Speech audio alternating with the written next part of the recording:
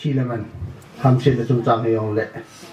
ki gal to thian na la je win phat pai pe pathelo pi de chang halang le shi na tu nya athipa hi mi hem yo shi ngai lu pathin yo ngai lu ding ka ta sanin pathin ngai lu pe ta adei pe ta ke la he ti khe jin ka ke pa in an ha gao hi wan ka ma to lu he ti hi ko sa pen diu le anu la pa nya lu pen ti so hi jin tu thon na gan the ni lu lu ya na ke la yo tan ti ti yong le tu nya ji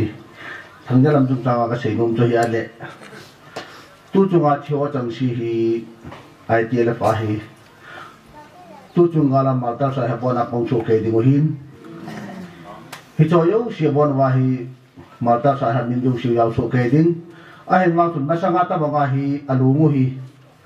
iam ta ki mu ta piong le mo nga ko nga ke koi ta lo ding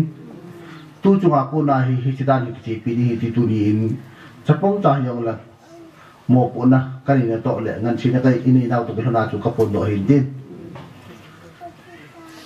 ngala to la chia mai le mo nga ka ko ya alum ka ko him ta lo ding ei ma chi na lu ki wi ding e ki wi chai ta le amin lang chu yam ta ki pa ni pa san niam ni le amin ki phadi ki ti tu nya hong ho yo si ko ma chi phung do ja hong ka hi jin ka ke pa in hi chi tu jing ka la chu hi chi ai ke la ko hong di mi ora ma ma hi win ama ho to lam pa ya ma to phone na ki ko ma chi decision hong ki lai in tu nya chi ki phung do hi mo na ang ki phung do in tu ni la ya thang le ko ma ki phung do ni le hi in thang ki ka tu na chi hen lang gal mi na tha yo si hi mal ta sa yaw ding hi tu chu nga hi thang ja lo hi pasal hi ya yaw ding hi pun no me te ni hi yaw ding hi along ki mu ni le ina ai ma chi ni ki wi di hi ti to tu nya ka se do hi tin hi chi to ki hon jun ka na ka le chapong hi tu chung choi wa na len koi ma sin mo ding jom po win thang ja lam yong hi e ya su han la ho bung su sin he ta hi a chi pa ram phang yong hi ko sung le ho bung su han la yong le sin he ta hi i ve na la si mi ki ti a poi mo cha cha he pathi ni de ti hi mu di ka ta sanin tu ni a pa ken ki som ta ba chi hi ti gel po te ai chu gala chi ta ge de lu ni ki pe de hi